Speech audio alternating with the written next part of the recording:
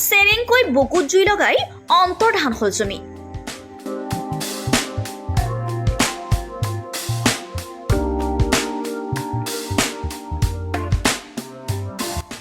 আৰক্ষীৰে লোকাভাকু চুমিৰ।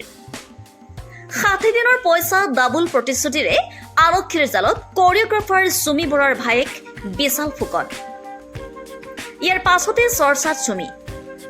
চৰ্চাত জনপ্ৰিয় ফটোগ্ৰাফাৰ তাৰ্কিক বৰাৰ সৈতে বহু কোটি টকা খৰচ কৰি ৰাজস্থানৰ উদয়পুৰত পতা ডেষ্টিনেশ্যন ৱেডিঙৰ কথা।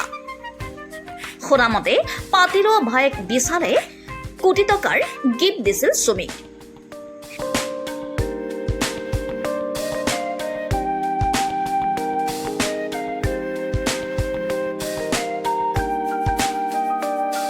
ডেষ্টিনেশ্যন ৱেডিঙলৈ ক্ৰেডিট কাৰ্ডেৰে বিল পেমেণ্ট কৰি লৈ গৈছিল আলহীক। আৰু শেহতীয়াকৈ বিশাল হেনো গিফ্ট দিছিল চুমিক এটা ফ্লেট। উপহাৰ দিছিল ফৰচুনাৰ গাড়ী।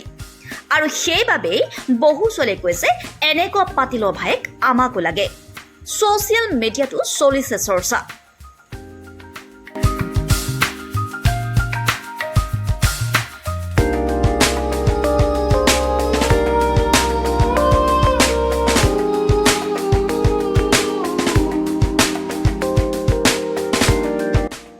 অভিযোগ অনুসৰি পাতিলো ভায়েক বিশালৰ সৈতে মিলি এখন জাল পেলাইছিল চুমিয়ে। বিনোদন জগতৰ বহু অভিনেতা অভিনেত্ৰী ছবি পৰিচালক প্ৰযোজকৰ ধন বিনিয়োগ কৰিছিল চুমিয়ে। শ্বেয়াৰ বজাৰৰ জৰিয়তে বিনিয়োগ কৰা ধনৰ 30-50% লাভ দিয়াৰ কথা দিছিল বাইক ভায়েকে। উল্লেখ্য যে নিজকে অসমৰ প্ৰথমগৰাকী কোৰিঅগ্ৰাফাৰ বুলি দাবী কৰি বিতৰ্কৰ সৃষ্টিৰে জনপ্ৰিয় হৈছিল তথাকথিত অভিনেত্ৰী তথা ৰিল ষ্টাৰ চুমি। 22 বছৰীয়া বিশালক লগ পোৱাৰ পাছতেই অদৃশ্য যাদুদণ্ডৰ বলত কোটিপতি হৈছিল চুমি। এতিয়া সকলো মিলিল ধুলিত।